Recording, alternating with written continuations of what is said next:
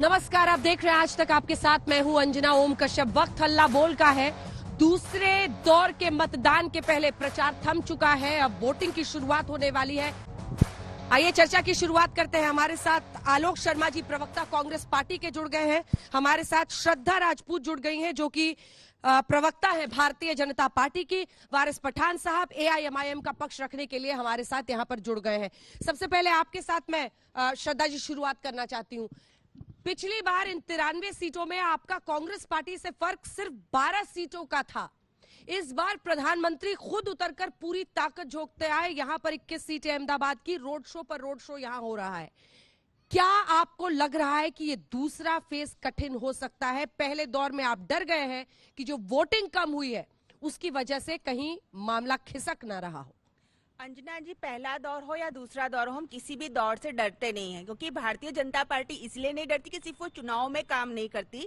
365 day 24 hours booth या शक्ति केंद्र पे हमारा संगठन और सरकार सभी लोग काम करते रहते हैं। और जो प्रचार की बात होती है, तो मुझे तो गर्व है, हर राजनीतिक पार्टी को प्रचार करना ही चाहिए।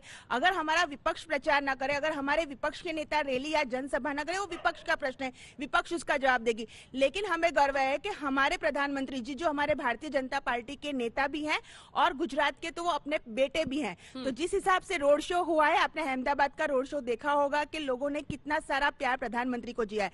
पंचमहाल में जो जनसभाएं हुई और भी जो जनसभाएं जो इस वक्त में मीडिया ने कवर कर ली है, तो आप उन सब में देख सकते हैं कि कैसे जन सैलाब अपना नरेंद्र मोदी माटे अपने बेटे के लिए वो लोग आ रहे हैं। तो इसके लिए प्रचार प्रसार करना, जनसभाएं करना, रैली करना, डोर टू डोर कैंपेन करना और डबल इंजन की सरकार के सारे सरकारी काम और अपनी विचारधारा को घर घर तक पहुंचा के रिपोर्ट कार्ड के हिसाब से वोट मांगना, ये हमारी पैटर्न है। चलिए अब आप जवाब दीजिए आलोक जी, क्योंकि आप 12 सीटें पीछे थे, लेकिन क्या इस बार वैसी हालत है?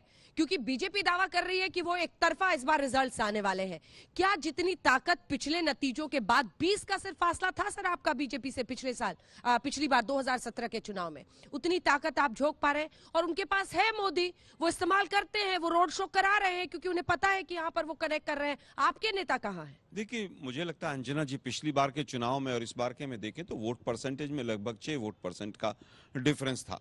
फर्स्ट फेज का चुनाव आज से 3 दिन पहले हुआ। कांग्रेस पार्टी ने कंप्लीट एनालिसिस किया। फर्स्ट फेज में 89 सीट्स गई। हम जनता का, गुजरात के लोगों का, गुजरात के वोटर्स का सर झुकाकर धन्यवाद करते हैं कि जो हमारे इंटरनल जो असेसमेंट्स आ रहे हैं वो 61 प्लस के आ रहे हैं। यहां तक कि CR पाटिल साहब का जो गढ़ था, उनकी जो लोकसभा थी सूरत, वहां पर भी हमने पूरी तरह से डेंट लगाकर 2 से 3 सीटें हम वहां पर भी निकाल रहे हैं। मोदी साहब रैली कर रहे हैं, मोदी साहब रोड शो कर रहे हैं, लेकिन रैलियों में लोग नहीं आ रहे हैं। इसलिए रैलियों का रास्ता छोड़कर जिस तरह से रोड शो पर चले गए हैं मोदी साहब, सरकारी पैसा, तमाम पैसा लगाकर, तामझाम लगाकर, आज रोड शो में भी मोदी साहब को वो किसी तरह का कनेक्ट लोगों में नहीं मिल पा रहा है। मोदी जी का रोड शो फ्लॉप हो गया, मतलब आपके मुताबिक? मैं ये नहीं कहूंगा फ्लॉप हो गया है, लेकिन अगर आधा घंटा रोड को आप ब्लॉक करेंगे तो स्वाभाविक है वहां पर शहरों में लोग वहां पर खड़े मिलेंगे। अब बात आती है फर्स्ट फेज का जो चुनाव हुआ, उसमें क्या रिजल्ट रहा। फर्स्ट फेज के मैं 3 एनालिसिस बताता हूँ। रूरल एरियाज और ट्राइबल एरियाज हम क्लीन स्वीप कर रहे हैं पूरी तरह से। शहरों में खासतौर पर सूरत और राजकोट, जहां पर हम पिछली बार कमजोर थे, वहां इस बार कम से कम दोनों शहरों को मिलाकर 5 सीटें हमारी बढ़ ठीक है। रही हैं। 89 सीटों पर वोटिंग हो चुकी है। पहले दौर में कितनी सीटें आ रही हैं बताइए? आप तो लिख के देने के लिए मशहूर हैं, लिख के दीजिए। 61 plus 61 out of 89। Out of 89 हमारा ये इंटरनल सर्वे है पूरी तरह से। आप देखिए, इस बार हमेशा बीजेपी कहती थी पहले मतदान फिर जलपान। इस बार पहले के 2-3 घंटे जो थे फर्स्ट फेज के 1 तारीख को जो गया है, उसमें पहले 3 घंटे में सबसे कम पोलिंग हुई है। कहते हैं RSS पहले पोलिंग निकालती है, पहले 2-3 घंटों में बीजेपी का वोटर सबसे पहले निकलता है। इस बार पहले के 3 घंटे में सबसे कम पोलिंग हुई है। दूसरी चीज मैं कहना चाहूंगा कि जितने बागी कांग्रेस से गए थे पहले फेज में, सबके सब हार रहे हैं। जनता ने उनको नकारा है, ये हमारी इंटरनल असेसमेंट है। और एक अंतिम बात कहना चाहूंगा सेंटेंस के, बीजेपी से जितने लोगों के टिकट कटे थे उन्होंने खुलकर हमारी मदद की है। चलिए ठीक है। वारिस पठान साहब, आप यहाँ आए किस लिए? आपने बुलाया इसलिए। अरे यहाँ नहीं सर, गुजरात में ओवैसी साहब को लेके काहे को आए हैं वो पूछ गुजरात रहे की हैं। आवाम ने इसलिए बुलाया क्योंकि गुजरात की आवाम ने 30 साल कांग्रेस को सत्ता दिया। अच्छा, यहाँ से आवाज दे रही थी जनता हैदराबाद में कि ओवैसी जी आ जाइए। बिल्कुल, पूरा देश की जनता आवाज दे रही है। कितनी सीटों पर लड़ रहे हैं सर? 14 पे थे, एक ने अपना जमीन बेच दिया, ये कांग्रेसियों ने खरीद लिया उसको भी। अब अच्छा, इनके लोगों को कोई खरीदता तो अभी चिल्ला वोटिंग के बीच में ही खरीद लिया। और चले भी अरे गए। नॉमिनेशन भरा तभी उसको ले लिया, वो लोगों ने इतना डर गए कि नहीं ये खड़ा हो जाएगा तो हार जाएगी। अब उसने जो सीट था उसने अपना जमीर बेच दिया और बस चला गया। तो 13 सीट पे लड़ रहे हैं, पहली मर्तबा लड़ रहे हैं मंजना जी चुनाव यहाँ पे, तो इनके पेटों में दर्द हो रहा है। अरे 27 साल तो भाजपा सरकार सत्ता में है, आपको मौका दिया पब्लिक ने, लेकिन अब हरा नहीं सके उनको। अब कांग्रेस 30 साल से है, ये दोनों ने मिलकर क्या विकास किया और इल्जाम हम पे लगाते हैं रात दिन। अरे अभी तो गालियां दे रहे हैं हमको। देखो मैं कांग्रेसियों को बोलना चाहता हूं, आप गाली दो या वारिस पठानिया खड़ा मेरे को गोली मार दो, असद साहब को गोली मार दो, मगर हम हक की आवाज जब तक जिंदा है बयान करते रहेंगे, लड़ते रहेंगे और हम ताकत रखते, सक्षम रखते भाजपा को हराने की। हमारा कसूर क्या है चलिए बताइए अंजना जी। आपको हम गोली लोगों कौन के मार- पास जाकर एक सत्य सेकंड। बताते ये हमारा कसूर है। हम लोगों को बोलते हैं कि बिल्किस बानो के बलात्कारियों को जेल के पीछे डालो, क्या ये हमारा कसूर है? हम बोलते हैं लोगों का कि पॉलिटिकल एम्पावरमेंट होना चाहिए, क्या ये हमारा कसूर है? हम CAA NRC पे बात करते हैं, क्या ये हमारा कसूर है? शरीयत पे मदाखलत ट्रिपल तलाक आता है, हम उसके ऊपर बयान करते हैं, हमारी आवाज उठाते हैं। अरे मजलूमों पे, दलितों पे, बिछड़े वर्ग पे मॉब लिंचिंग होता है, जुल्म होता है, हम उनकी तरफ से हमारी आवाज को बुलंद करते हैं, तो क्या ये हमारा कसूर है? अगर ये हमारा कसूर है तो आप मार दीजिए बाप को आलोक गोली, जी, उन्होंने लेकिन हम सीधा जब तक टारगेट रहेंगे लड़ते रहेंगे। आप पर साधा है। देखिए कांग्रेस के बारे में कहा, उसके बाद से कहा कि गालियां देते रहिए, गोली मार दीजिए, अरे लड़ेंगे। ताल तमंची वाले आ रहे हैं अभी, जो लिफाफा लेने वाले हमारे बारे में अरे अनाप गोली शनाप कौन बकते चला जा रहा रहे है? हैं। गोली वोली ले आए आप? ये लोग ही बोल रहे हैं, 2 दिन पहले इतना गालियां बक रहे हैं हमारे को, हम यहाँ लड़ने आए, तो वो भी कौन? तबलची ताल तमंचे वाले जो एनवलप के ऊपर जिंदगी बिता दी, आज आके हमको गालियां बक रहे हैं। कौन कौन नाम बताइए। अरे नाम बोलने से मकबूलियत मिलेगी, काय को नाम लेके जुबान खराब करना यहाँ पे इतनी चलिए, बड़ी आपके बड़ी- नेता पर सीधा टारगेट। मुझे लगता है कि आम आदमी पार्टी हो चाहे वो मीम हो, ये लोग B और C कैटेगरी में थे और अपने वक्तव्यों से भी सिद्ध कर देते हैं। या हमेशा कांग्रेस से टारगेट शुरू करते हैं और फिर भाजपा पर जाते हैं, तो वो कहीं ना कहीं अपने वक्तव्यों से ही सिद्ध कर देते हैं। इनको 12-13 सीटें मिली और वो भी कौन? एक ही वर्ग के तमाम कैंडिडेट। क्या दूसरे वर्ग का कोई कैंडिडेट भाजपा की तरह आप लोगों को नहीं मिला? इनके जो आ रहे हो। कैंडिडेट्स हैं वो कमलम से आते हैं। खैर छोड़िए इनकी बात, ना इनका इनके खाता। कैंडिडेट्स कमलम में तय होते हैं, बीजेपी दफ्तर में। इनके कैंडिडेट्स कौन लड़ेगा कौन नहीं लड़ेगा एक कमलम से तय होते ठीक है, हैं। वो कह रहे 5 हैं कि आप- कैंडिडेट हाँ। फर्स्ट फेज में 2-2 प्रपोजर के साथ थे, उनका तो कैंडिडेचर खत्म हो जाना ठीक है, एक चाहिए। जवाब इस पे लेने दीजिए। आपके देखिए, कैंडिडेट वो फिक्स कर रहे हैं। हाँ नहीं, अभी 27 साल से तुमने वोट लिया और भाजपा को जिताया, आपने उसको इख्तियार की कुर्सी के ऊपर बिठा दिया भाजपा को। अभी हम तो सिर्फ 13 सीट पे लड़ रहे हैं ना, 169 सीट आपके लिए छोड़ा है। चलिए ताकत है, हिम्मत है, हराइए, सत्ता में बैठिए, अपना मुख्यमंत्री बना दीजिए। हाँ, इसका जवाब तो देना पड़ेगा। और जहां जहां AIMIM नहीं लड़ती है, उन सब जगहों पर क्या कांग्रेस है सत्ता देखिए, में? मुझे लगता है कि फर्स्ट फेज का एनालिसिस होने के बाद भारतीय जनता पार्टी भी बिल्कुल बैकफुट पर है। आम आदमी पार्टी 20 दिन पहले ही यहां से बैकआउट करके चली गई थी, जैसे ही तिहाड़ की सीडीज आनी शुरू हुई थी। लेकिन देखिए बीजेपी का डर, क्या 1 बात तारीख कर को रहे हैं सर? चुनाव हुआ। कल अरविंद केजरीवाल ने अरे यहाँ वो पर आने- देखिए, अरे सर candidates- फ्राइडे को जिस दिन PM रैली अंजना जी- रोड शो कर रहे थे, उस दिन अरविंद केजरीवाल ने भी अंजना रोड जी शो 2 किया दिन अहमदाबाद पहले में। 2 दिन पहले मुझे याद मुझे है एक सवाल का केजरीवाल जी जवाब आए दीजिए। थे। एक सवाल पूछ जी, लूं आपसे, जवाब दीजिएगा ना? जरूर। आपको PM का रोड शो फ्लॉप लगता है, आपको बीजेपी के सभी नेताओं की रैलियां फ्लॉप लगती हैं, अरविंद केजरीवाल भाग गए आप कह रहे हैं, आपके कौन से नेता के लिए भीड़ उमड़ रही है? जरा आप ही नाम गिना दीजिए, हम भी मान जाएंगे। मैं समझता हूं जगदीश ठाकुर जी की रैली अगर आप देखेंगे, इंद्र विजय गोहिल की देखेंगे, शक्ति सिंह गोहिल की देखेंगे, अर्जुन मोडवाडिया की देखेंगे, आपको मैं कहेंगे तो ब्रेक के बाद पूरे सब फोटोग्राफ्स के साथ आपको मैं प्रूव कर दूंगा। हमारी जो परिवर्तन रैली थी 5, उसकी अगर आप भीड़ देखेंगे, हमने शो नहीं किया इस बार ज्यादा, हमने शांति से काम किया। लेकिन दुर्भाग्य 1 तारीख को चुनाव हुआ। एक सेकंड सर, आपने सभी सेनानियों का नाम तो ले लिया, लेकिन सेनापति का नाम नहीं ले रहे। सेनापति भी देखिए- यहाँ पर आ जाते, मोर्चे पर लीड करना चाहिए ना टीम को। मुझे लगता है राहुल गांधी जी और खड़गे जी, आपने यहाँ के लोकल लीडर्स की बात की, तो मैंने इन सबके लोकल लीडर्स का बताया। खड़गे जी और राहुल गांधी जी की जितनी सभाएं हुई हैं, किसी भी सभा में 20-25 हजार से लोग कम नहीं ठीक है। है, और हम इनके अपनी बात आप जल्दी से तमाम देखते लोगों हैं। को निकाल लीजिए, हाँ। इनके यहाँ किसी भी एक सभा में 20 से 25 हजार लोग नहीं रहे। राजकोट में मोदी जी की सभा में 5 से 5.5 हजार लोग थे। और इतनी बीजेपी बौखला गई कि आज से 3 दिन पहले जब 1 तारीख को चुनाव हुआ, तो 2 तारीख को ही सूरत के अंदर इनकम टैक्स की रेड शुरू हो गई। जिस दिन टिकट डिस्ट्रीब्यूशन हुआ, उस दिन कच्छ और भुज में इनकम टैक्स की रेड शुरू हो गई। बीजेपी बौखला गई है। बीजेपी इस बार गुजरात पार। आपके दोनों हाथ में लड्डू श्रद्धा जी, एक हाथ में मोदी जी, दूसरी हाथ में एजेंसियां, जहां पर मामला नहीं फिट बैठे, CBI है, ED है, इनकम टैक्स है।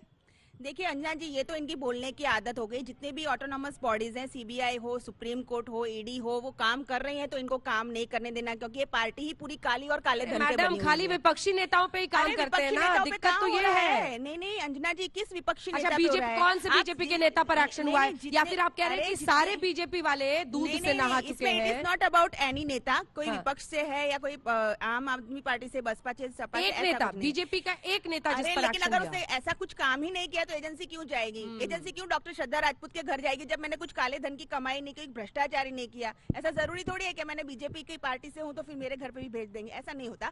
एजेंसी जो होती है, स्वायत्त संस्थाएं जो होती है, वो बिल्कुल निष्पक्ष होकर काम करती है। लेकिन कांग्रेस की आदत हमेशा से रोने की रही है कि उन्हें निष्पक्ष एजेंसियों पे हमेशा से शंका रही है। अरे इनको तो प्रधानमंत्री नरेंद्र मोदी की सभा में जन सैलाब नहीं दिख रहा है, ऐसा इटाली का चश्मा पहना है आलोक जी ने। वरिष्ठ है, मेरे से बड़े हैं, भाई समान है। मुझे आज बहुत दुख हो रहा है कि इलेक्ट्रॉनिक मीडिया ने जो थ्रू आउट कवरेज दिखाया, सोशल मीडिया में थ्रू आउट कवरेज दिखा, जो जन सैलाब, जन समर्थन अहमदाबाद के रोड शो में दिखा है, वो इन्हें इटाली का चश्मा पहनने के बाद दिखाई नहीं देता। मोदी जी की सभाओं में इन्हें भीड़ नहीं दिखाई दे रही, तो इन्हें पहले अपनी आंखों का इलाज, आयुष्मान भारत का कार्ड ना हो तो मैं थोड़ा उसके अंदर भी देख लेती हूँ कि आंखों का इलाज हो सकता है कि नहीं हो सकता, वो भी करवाना चाहिए। आप आंख देखी चीजों को कैसे झूठ बोल सकते हैं? इसीलिए विपक्ष के ऊपर किसी भी भारतीयों का भरोसा नहीं। और गुजराती, 6.5 करोड़ गुजरातियों का तो कभी भी कांग्रेस पे भरोसा लेकिन नहीं मुझे रह ये तो सकता है। समझाइए ना, पीएम रोड शो पर रोड शो अहमदाबाद में सेकंड फेज के पहले क्यों कर रहे हैं? आखिर अंजना मकसद क्या है? क्योंकि अंजना जी, डंके की चोट पे प्रधानमंत्री नरेंद्र मोदी हाँ। भारतीय जनता पार्टी के नेता हैं, गुजरात के बेटे हैं। हमारे गुजराती, हम लोगों के लिए हमारे मोदी जी क्या है, वो आप गुजरात के 6.5 करोड़, आप भी घूमी है गाँव में, आपने भी अपना कवरेज पूरा किया हुआ है, आप उन्हें पूछ सकते हैं। तो मोदी जी और गुजरात एक सिक्के के दो पहलू हैं, उन्हें आप अभी अलग नहीं कर सकते, क्योंकि ये हमारे नेता है। और अगर हमारे नेता हमारे बीच में आते हैं और वोट की अपील करते हैं, इसमें गुनाह क्या है?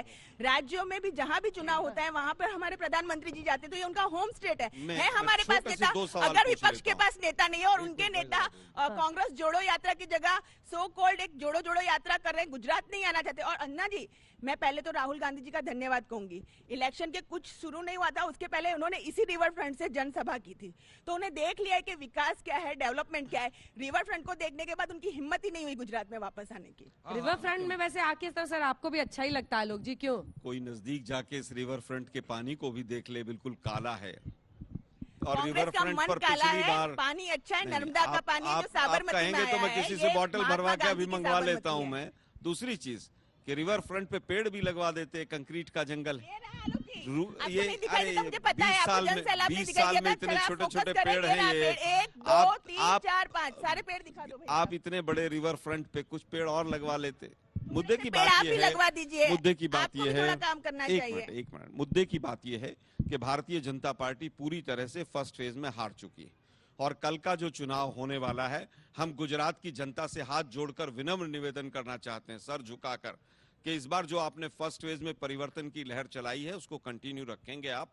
क्योंकि जिस तरह से अहंकार और 2C मॉडल यहाँ का रहा है, करप्शन और कमीशन का, जिसका नतीजा आप देखिए मोरबी रहा है। क्या मोरबी के बाद भी आप कहते हैं कि यहाँ पर डेवलपमेंट हो रही है? यहाँ पर ठेकेदारी प्रथा किस तरह से बढ़ी है, प्राइवेटाइजेशन किस तरह से बढ़ा है। ये यूक्रेन से जो बच्चे आए थे MBBS वाले, आज भी सड़कों पर घूम रहे हैं। एक गवर्नमेंट का मेडिकल कॉलेज नहीं बनाया। लेकिन दुर्भाग्य ये है कि मार्केटिंग में मोदी साहब मास्टर हैं। मैं पूछना चाहता हूं अपनी छोटी बहन से, क्या भूपेंद्र सिंह जो मुख्यमंत्री हैं, भूपेंद्र भाई पटेल, नाम क्या हमारे वो मुख्यमंत्री का है। वो क्या यहाँ के बेटे नहीं हैं? वो मोदी बेटे साहब हैं, की, मोदी हमारे साहब के कार के मुख्यमंत्री पीछे पीछे हैं। भागते रहते 2022 में हैं और फिर वो गुजरात के पुलिस वाले भगा मुख्यमंत्री देते हैं कि हटिए भूपेंद्र हटिए भाई हटिए। पटेल जी। क्या आलोक एक ही जी, बेटा है आलोक यहाँ जी, पर? कभी आपको योगी की चिंता होती है, कभी भूपेंद्र पटेल की चिंता होती है। अगर आप अपनी पार्टी पर कंसंट्रेट करेंगे तो इतनी चिंता इनकी नहीं करनी पड़ेगी। ये सब तो जीत के आए हुए मुख्यमंत्री हैं साहब। मैं मुख्यमंत्री कोई भी होता, वो जीत कर ही आता, बिना जीते कोई मुख्यमंत्री हाँ, तो नहीं फिर आता। अपनी लेकिन चिंता प्रॉब्लम कीजिए। ये है हाँ। कि वो एक हिमंत बिस्वा शर्मा जी यहाँ पर घूम रहे थे पोलराइजेशन करते हुए। मेघालय असम बॉर्डर पर गोलियां चल रही हैं, वो यहाँ पर पता नहीं क्या ढूंढने आए थे। योगी साहब से हम पूछना चाहते हैं, बुलडोजर की बात कर रहे थे अच्छा कि लगता है आप बुलडोजर हमारे से नेताओं का नाम स्वागत लो। हो रहा श्रद्धा जी, था। श्रद्धा। हम पूछना चाह रहे हैं कि वो ओरेवा कंपनी हाँ जी, जो इसकी बात है। थी उसके ऊपर बुलडोजर कब चलेगा। हम पूछना चाह रहे हैं लट्ठा कांड के जो आरोपी थे उनके ऊपर बुलडोजर कब चलेगा। हम पूछना चाह रहे हैं 160 केस जिस प्रदेश अध्यक्ष के ऊपर है उसके घर के ऊपर बुलडोजर कब चलेगा। ये जो दिखावा है और दिखावे की जो राजनीति है, भारतीय जनता पार्टी इसमें पारंगत हो गई है। हम फिर कल दूसरे चरण के मतदान में जनता के बीच जा रहे हैं और जनता हमें पूरा आशीर्वाद देगी और इस बार कांग्रेस की सरकार आ रही है। एक सिक्के के दो चेहरे होते हैं, एक तरफ पलटिए तो हेमंत बिस्वा शर्मा, दूसरी तरफ पलटिए तो ओवैसी जी दिख रहे हैं आजकल गुजरात की जनता को। नहीं देखिए, एक सिक्के के दो पहलू तो आपके बाजू में ही दोनों खड़े हुए हैं। किस तरह से नुरा कुश्ती चल रही है आप देखिए। ये भाजपा की बी टीम है, कांग्रेस 27 साल उनको जिताया। अब इन्होंने कहा रिवर फ्रंट की बात की, तो मैं पूछूंगा रिवर फ्रंट के इस तरफ चलिए कभी अंजना जी, मैं आपको दिखाता हूँ। अखल ये तो की बस्ती है, इस तरफ पे स्कूल कम है, पुलिस स्टेशन ज्यादा है, कचरों के ढेर लगे हुए, नाले बह रहे हैं, गंदगी है, सब कुछ है। स्कूल कम है, पुलिस स्टेशन ज्यादा है। इस तरफ आप चलिए, मैं आपको दिखाता हूँ। स्कूल बने ही नहीं है। आपको पुलिस स्टेशन क्यों खटक रहा है, मैं ये क्योंकि समझना इनको तो वही खटकता है ना, इनको तो सब हमारा ही खटकता है। इनको अखिलियत जो है मुसलमान, दलित, पिछड़ा हुआ वर्ग, अच्छा, पुलिस स्टेशन ज्यादा कर दिया है, ज्यादा बना दिया यहाँ पे। इनको विकास तो दिखता नहीं है, इनको खाली अब्दुल रशीद दिखता है हर तरफ। अब बात नंबर 2, इन्होंने कहा कि हमारी आपको क्या लगता है कि अखिलेतियों के खिलाफ है पुलिस स्टेशन? अगर उन इलाकों में ज्यादा है तो दिक्कत क्या है? मतलब अखिलेतों के खिलाफ तो पूरा भाजपा है, आपको तो पता है। जब से भाजपा सरकार सत्ता में आई है, वन साइड जंग छेड़ दिया इन्होंने मुसलमानों के खिलाफ। तो हिजाब का मुद्दा आपने नहीं देखा, ट्रिपल तलाक का नहीं देखा आपने नहीं देखा कि किस तरह से ये हमारे हलाल गोश्त के ऊपर आ गए, बच्चों को पकड़ के पोल से बांध के मारते हैं, लिंच करते हैं, मगर कोई आवाज उठाने वाला नहीं है। और हम आवाज उठाते हैं। तो अब आप दूसरी बात आपने ये कहा कांग्रेस वालों के पीछे के कहा है इनके सदर, तो मैं बताऊंगा।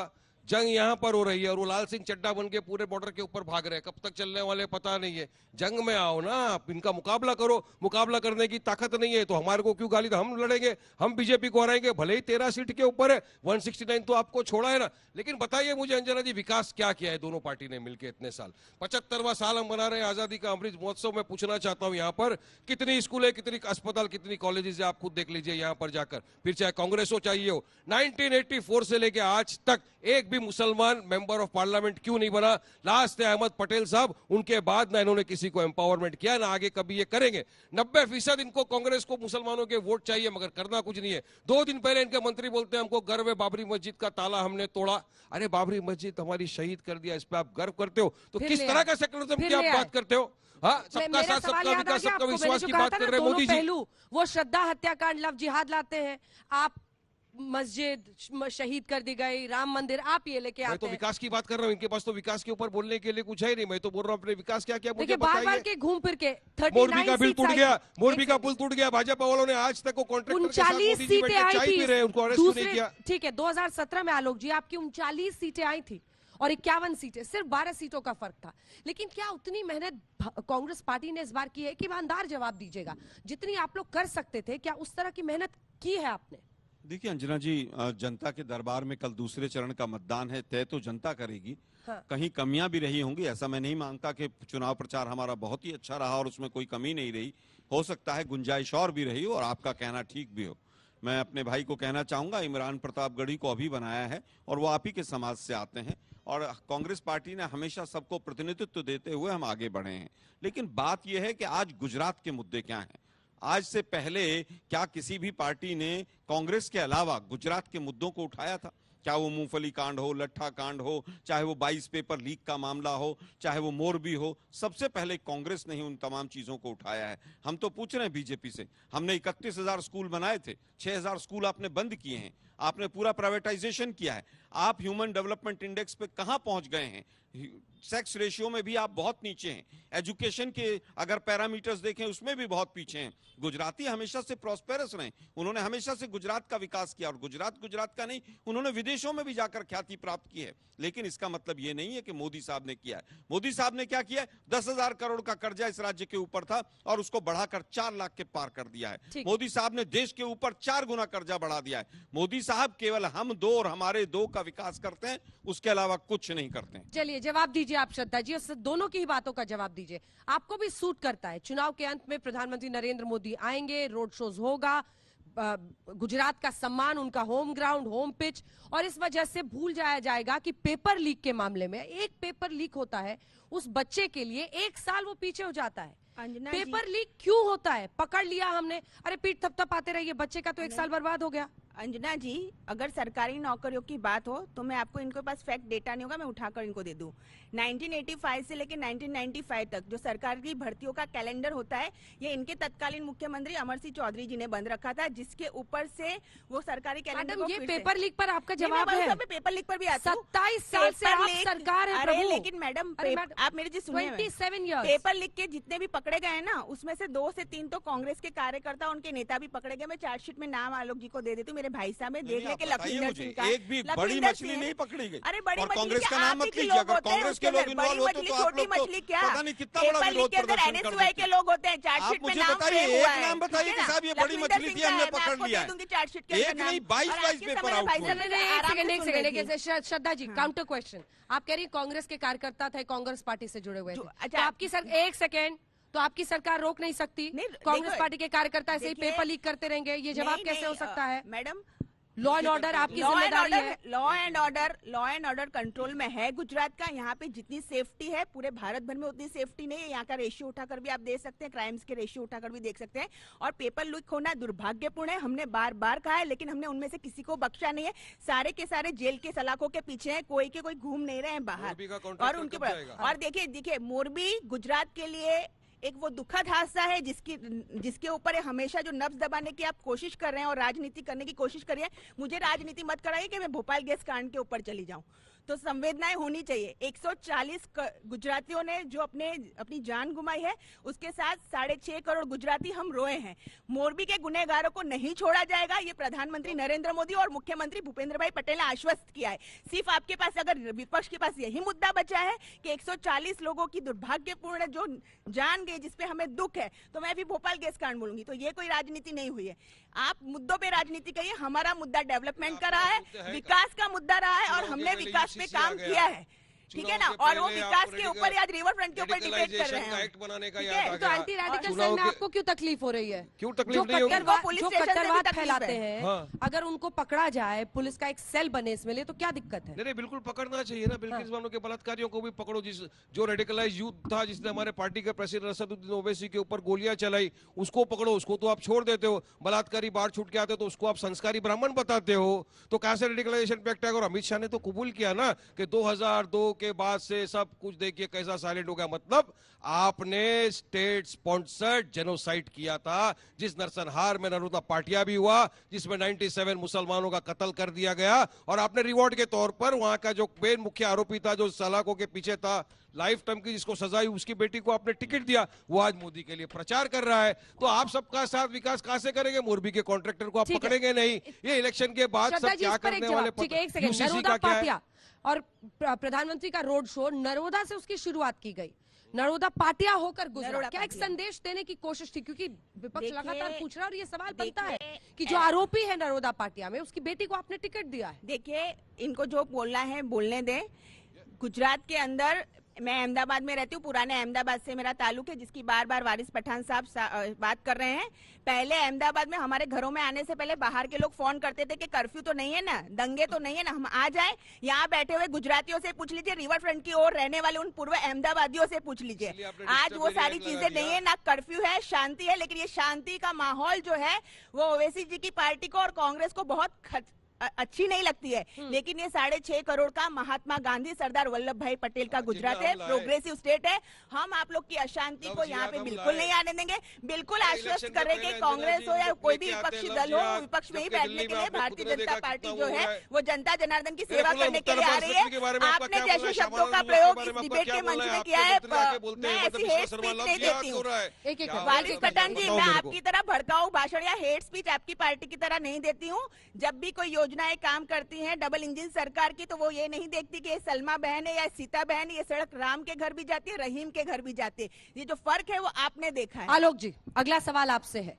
बीजेपी सीना ठोक कर कानून व्यवस्था को अपना सबसे बड़ा यूएसपी बताती है। अगर आप तमाम मंत्रियों से पूछेंगे कि क्यों 27 साल बाद भी जनता वोट करे, वो लॉ एंड ऑर्डर कहते हैं। यही law and order Yogi Adityanath के लिए भी सबसे बड़ा फैक्टर बना उत्तर प्रदेश में, और वही उनका जो तरीका है एक हैवी हैंड के साथ लॉ एंड ऑर्डर को डील करने का। वो कहते हैं कर्फ्यू देखा ही नहीं। ये जो युवा पीढ़ी है उसने 27 साल में कर्फ्यू नहीं देखा, उससे पहले हमेशा कर्फ्यू रहता था। नहीं, कर्फ्यू 2002 के बाद भी 3 बार लगा है, 2005 में भी लगा है, 2017 में पाटीदार आंदोलन में भी लगा है। कर्फ्यू कई बार लगा है। लेकिन दुर्भाग्य यह है कि जो लोग अब बार बार कर्फ्यू की बात करके याद दिलाना चाहते हैं, वही लोग उस समय पर विपक्ष में थे और कर्फ्यू में उनकी बहुत बड़ी भूमिका होती थी। कर्फ्यू लगवाने वालों में उन्हीं की भूमिका होती थी। आज भी आप उत्तर प्रदेश में देखिए, कानून को अपने हाथ में रखकर बंधक बनाकर जिस तरह से तमाम चीजें हो रही। अभी बुलडोजर की बात हुई, बुलडोजर मैं तो कह रहा हूं ना बार बार कि ओरेवा कंपनी के ऊपर, उसके मालिक के ऊपर, उसका तो एफआईआर में नाम नहीं है। एसआईटी कहां है? वो SIT भी नहीं बनी। तो क्या ये कानून व्यवस्था नहीं है? क्या केवल कानून व्यवस्था हिंदू मुसलमान करके ही होती है? क्या इस तरह के जो तमाम दंगे थे संसद के अंदर उत्तर दिया गया कि 2014 से लेकर 2021 तक 3740 दंगे हुए इस देश के अंदर, ये बीजेपी की सरकार ने उत्तर दिया है। क्या हमारा उत्तर तो नहीं है ये? क्या दिल्ली के अंदर जो दंगे हुए थे वो दंगे नहीं थे? मैं फिर कहना चाहता हूं, अगर आप कट्टरवाद पर, रेडिकलाइजेशन पर कोई चीज लाना चाहते हैं, कानून बनाएंगे, इसका मतलब 27 साल में आपने अपनी पूरी तरह से हार स्वीकार कर ली। 27 साल में रेडिकलाइजेशन, इसका मतलब बड़ा है। पहले आपको जरूरत नहीं थी, आज आपको जरूरत पड़ रही है। आपका शासनकाल था। श्रद्धा जी, एक छोटा सा जवाब इसका। देखिए अंजना जी, मुझे ये समझ में नहीं आता कि बेसिकली वो पूछ रहे हैं कि anti terror cell, anti radical cell जो आप बना रहे हैं, ये एक तिकड़म है, चुनावी तिकड़म है। इंतजार करें कुछ हो, फिर एंटी रेडिकलाइजेशन सेल बनाए। इंतजार करें क्या? क्या ऐसे लोग नहीं, वारिस जी इंतजार करें क्या? हम लोग आपका इंतजार करें क्या आप लोग गुजरात में अशांति की कोई घटना करने के लिए जाए, उसके पहले हम हमारे कानून को लागू ना करें? इंतजार करें क्या? नहीं, हम ऐसा कोई इंतजार नहीं करेंगे। टेररिज्म के ऊपर काम होगा, एंटी रेडिकलाइजेशन सेल के ऊपर काम होगा वारिस जी। हम कोई इंतजार नहीं करेंगे कि आपकी पार्टी या विपक्षी पार्टी कोई साजिश करके गुजरात की शांति भंग करने की कोशिश करेगी, तो ऐसा नहीं होगा। ये हमारा संकल्प। ठीक है, चलिए आपका मानना है कट्टरवाद गुजरात में बढ़ा है? लतीफ किसके जमाने में? आपका ऐसा मानना है? किसके जमाने में आतंकवाद का खतरा बढ़ा है 27 साल के बाद? काउंसिल करके इलेक्शन लड़ता था। आलोक जी पूछ लीजिए, लतीफ जो गैंगस्टर था वो किसके जमाने में? किसके में कौन से गैंगस्टर रहे हैं? बहुत लंबी लिस्ट है। प्लीज आप पूरा हिस्ट्री जान लीजिए भाई साहब। लखीमपुर में कौन सा गैंगस्टर था? वो लोगों को उड़ा दिया और आज गृह मंत्री बना हुआ है। उसका भी नाम बता दीजिए ना। छोड़ दीजिए, कौन से खड़े उतार रहे हैं? लंबी लिस्ट है यहाँ पर। अच्छा चलिए, अब एक पहेली हमारी जनता के लिए आप लोग बुझा दीजिए। सबसे पहला सवाल, क्योंकि अब दूसरे दौर की वोटिंग का वक्त है। पहले दौर में जो कम वोटिंग हुई है, बीजेपी कहती है कि कांग्रेस वाले तो जो थे उन्होंने समर्पण कर दिया कि बीजेपी की जीत हो रही है, इसलिए वो वोटिंग के लिए निकले ही नहीं। आप कहते हैं कि बीजेपी का वोटर नहीं निकला। क्या कहा था आपने? सुबह सुबह 3 घंटे आरएसएस संभालती थी, वो लोग नहीं निकले, यही कह रहे थे ना? नहीं, इनका बीजेपी का नारा हमेशा रहता था, हाँ। पहले मतदान फिर जलपान। इस बार ये नारा सुनाई नहीं दिया। ये नारा कहां से आता था, क्यों आता था? आप कह रहे हैं कि सुबह सवेरे सिर्फ बीजेपी का वोटर आता है। आप सुन रहे हैं, आप क्या कह रहे हैं? सुनिए, मेरा कहना है कि बीजेपी का वोटर मुखर होकर सुबह वोट डालता है। बीजेपी वाले कहते हैं कि हम सबसे पहले वोट डलवाते हैं अपनी। इस बार 3 घंटे की पोलिंग कम रही है। और अंजना जी, 2002 से लेकर तमाम आप आंकड़े उठा लीजिए। अगर कल वोटिंग में 5 तारीख को ज्यादा परसेंटेज सुबह में आ जाता है वोटिंग के लिए, तो आप कहेंगे कि बीजेपी के वोटर्स हो गए, बीजेपी जीत रही है? देखिए, मैं ऐसा नहीं कहूंगा कि पलट जाइएगा। अब मैं नहीं कह रहा हूं जीत रही है, लेकिन कहीं ना कहीं एज मिलेगा बीजेपी को। अगर शुरुआती दौर में बीजेपी के मतदान ज्यादा होंगे तो एज मिलेगा। लेकिन मैं कहना चाहूंगा कि आप डांग देखिए, पिछले दौर की अगर साउथ गुजरात देखेंगे जो ट्राइबल एरिया है, और सौराष्ट्र का एरिया जो किसानों का और ग्रामीण एरिया है, उसमें 70% और 65% से ज्यादा पोलिंग है। वो हमेशा से कांग्रेस के स्ट्रांग होल्ड रहे हैं। इस बार फर्स्ट फेज में कांग्रेस ने क्लीन स्वीप किया है इन एरियाज में, और कल दोबारा गुजरात की जनता हमें आशीर्वाद देने जा रही है। ठीक है, अगली वोटिंग के पहले श्रद्धा जी अब आपसे सवाल, उसके बाद मैं आपके पास आ रही हूँ। ये कयासों के बाजार में जो ये सवाल है कि ट्रैक रिकॉर्ड ये कहता है कि जब वोट परसेंटेज घटे तो फिर बीजेपी की सीटें यहां पर कम होती है। क्या ऐसा ही हो रहा है? बिल्कुल ऐसा नहीं होगा। फर्स्ट फेज की बात कर रही हूं। फर्स्ट फेज की बात हो या जो सेकंड फेज का जो मतदान होने जा रहा है, ये 6.25 करोड़ गुजरातियों का गुजरात है। और जो सरकार जो है जनता जनार्दन के आशीर्वाद से, गुजरातियों के आशीर्वाद से भारतीय जनता पार्टी की बनेगी। और ताज्जुब मुझे भाई साहब की बात सुन के ये लग रहा है कि इस देश को अपनी सबसे पुरानी पार्टी कहने वाली पार्टी इस बात पे खुश हो रही है कि वोटिंग कम हुआ है। अरे ये बात लोकतंत्र में आपको ये बात की खुशी हो रही है? आपको अपील करनी चाहिए। जो खुशी नहीं है, केवल कम है, उसका एनालिसिस कर रहे हैं। मेरे जैसे यंगस्टर को, और आज जो सामने बैठे यंगस्टर है, हमें ये दुख हो रहा है कि आप इस बात को, मतलब आपको खुशी मिल रही है कि देखो वोटिंग कम हुई है, पहले 3 आवर्स में ये हुआ था।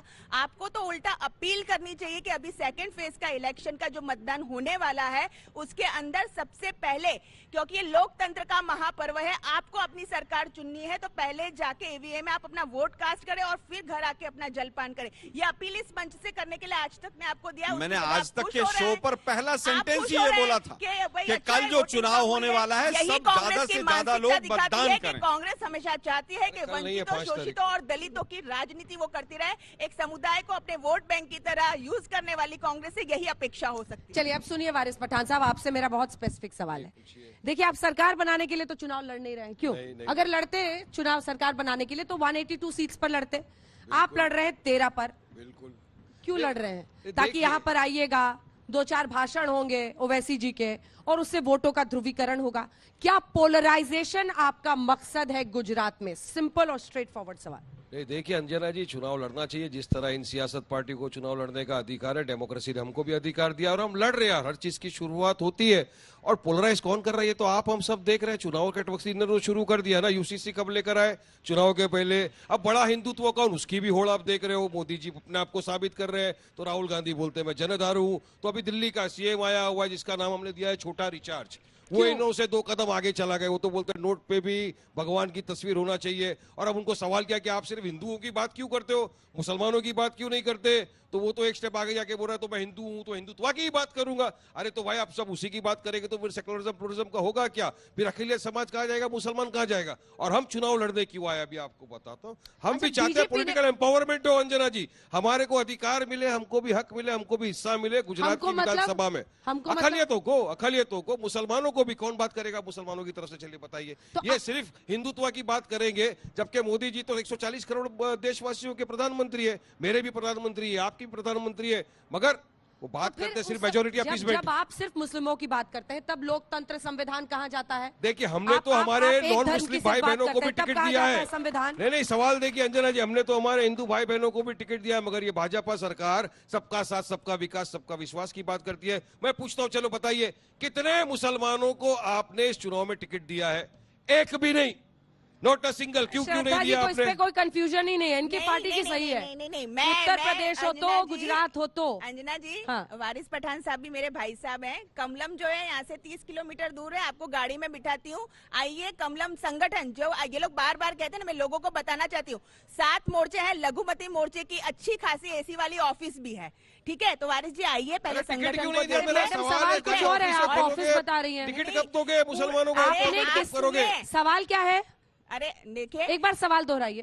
टिकट, हाँ, टिकट हमेशा कोई भी पार्टी जो हो वो इसलिए देती है जिसके विनेबिलिटी क्राइटेरिया होता है। तो मुसलमानों से टिकट। अरे भाई साहब ये सुनिए देखिए ना, अंजना भाई जी। साहब सुनिए ना, आपको चाहिए टिकट वारिस जी? देश की आजादी की बीजेपी जंग से में आपको जान चाहिए, गंवाने वारिस के पठान साहब आपको बाद, टिकट शहीद होने चाहिए? के बाद आप आज ये बीजेपी से सुनना पड़ रहा है कि लड़ेंगे? हमारा क्राइटेरिया भी नहीं है। वारिस पठान साहब क्या है? आपको क्या है? बीजेपी से लड़ना है, आपको टिकट चाहिए?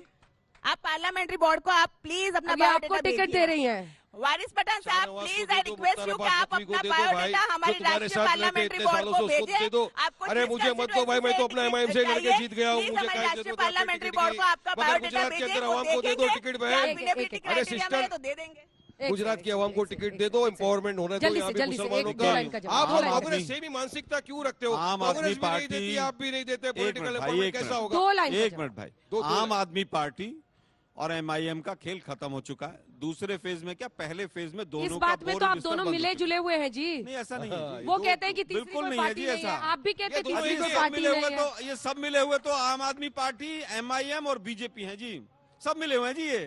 लेकिन चलिए मुझे लगता चलिए, है हम कांग्रेस, वोटिंग होनी है और बीजेपी की दूसरे भी दौर टीम के है। मतदान में 93 सीटों पर जनता का क्या रहता है मैंडेट, इस पर और 8 तारीख को खास न्योता हमने आलोक जी को दिया है। लिख कर वो मुझे नतीजे अभी से बता रहे हैं। लिख के तो अरविंद केजरीवाल भी दे रहे हैं। उनकी लिखी स्याही सच्ची साबित होती है या फिर झूठी?